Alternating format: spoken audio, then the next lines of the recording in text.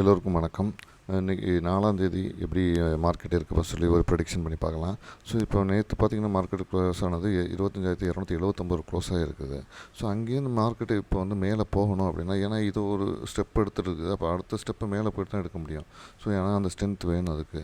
So அப்போ அந்த strength எடுக்குதுன்னா இப்போ மேலே போகணும் அப்படின்னா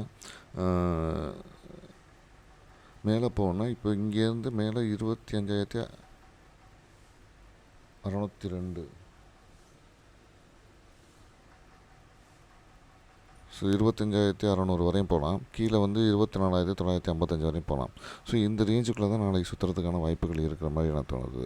ஓகேங்களா? இன்றைக்கி பார்க்கலாம் மார்க்கெட் எப்படி மூவ் ஆகுதுன்னு.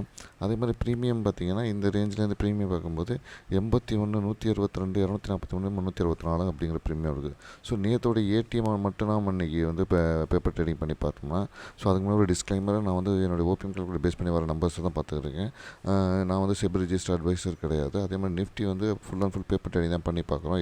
ஒரு ஃபார் எக்ஸ்பெரிமெண்டல் பர்பஸ். இது வந்து ரியல் ட்ரேடிங்கான எந்த அட்வைஸும் கிடையாது. இது ஒரு முக்கியமான டிஸ்க்ளைமர். ஓகேங்களா? ஸோ இப்போ நிஃப்டி வந்து இப்போ 25,250, அப்புறம் நம்ம வந்து அதோட ஏடிஎம் வந்து 25,250. ஸோ இந்த 25,250 இந்த ப்ரீமியம்லாம் ஒர்க் அவுட் ஆகுதா அப்படிங்கிறத நம்ம செக் பண்ண போகிறோம். எப்படி இந்த ப்ரீமியம்லாம் அதில் போய் ஸ்ட்ரைக் ஆகுது, எப்படி எடுக்கிறோம் அப்படிங்கிறத வந்து மார்க்கெட் முடிஞ்சதுக்கப்புறம் நான் கிளியராக சொல்கிறேன். ஸோ இந்த வீடியோ உங்களுக்கு பிடிச்சிருந்தா லைக் பண்ணுங்கள், கமெண்ட் பண்ணுங்கள், ஷேர் பண்ணுங்கள், மறந்துடாமல் சப்ஸ்கிரைப் பண்ணுங்கள். நன்றி, வணக்கம், தேங்க்யூ.